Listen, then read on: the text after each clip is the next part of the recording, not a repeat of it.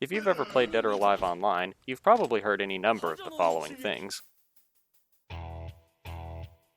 And I get it, sorta. Hayabusa has a lot of annoying shit to fight against, and a lot of it is artificially enhanced by online lag. Most online Hayabusas are gonna abuse the living hell out of lag tactics, because why not? And you'll inevitably be hit by something. And when Hayabusa hits you, he hits like a fucking monster truck. But he's far from OP, or even top tier.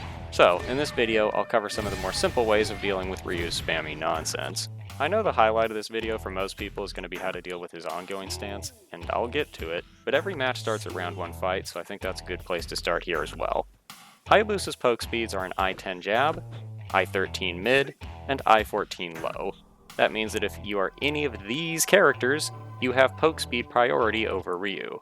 But the game has now been invaded by an army of I-9, I-11 speed junkies, so while Hayabusa isn't exactly slow, I definitely wouldn't say that he's fast. The second thing to note is that Ryu has terrible lows. Terrible. Like some of the worst in the game. He also doesn't have any really good frame traps, meaning that if you play defensively, his only real options are to feign free cancels and hope for a counter hit, or tick throws, such as punch punch throw. And if you're worried about tick throws, there are far worse offenders than Hayabusa. Additionally, nearly all of his string enders are unsafe on block, meaning that continuing strings in the hope of a counter hit is quite risky for him. The exceptions are his highs, such as his elbows or the spinning high kick, which are both safe on guard. Okay, on to Ongyuin. So he has a couple ways to enter this stance, and most are safe but negative. The exceptions to this are his lunging mid-K guard break, which is his only way to enter Ongyuin at frame advantage.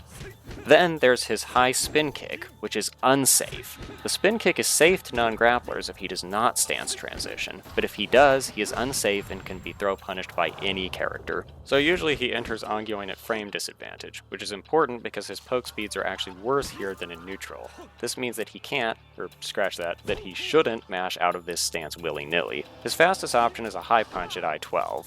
This has a string attached and is his best poke from stance. His fastest mid option is actually I-15, and that's his goofball torpedo headbutt. This is unsafe, but to punish it, you must low throw. Also worth noting is that you must throw before he gets done screaming. The voice file lasts a really long time, so if you wait for it, it will be too late. His fastest low is his kick at something big. It's not very scary. So, to alleviate people mashing the hell out of his slow-ass options, he has this parry, which snags all highs and mids. It has a notable amount of recovery frames though, so whether or not he's able to punish you with anything off of it is kind of a coin toss as to what move was actually parried.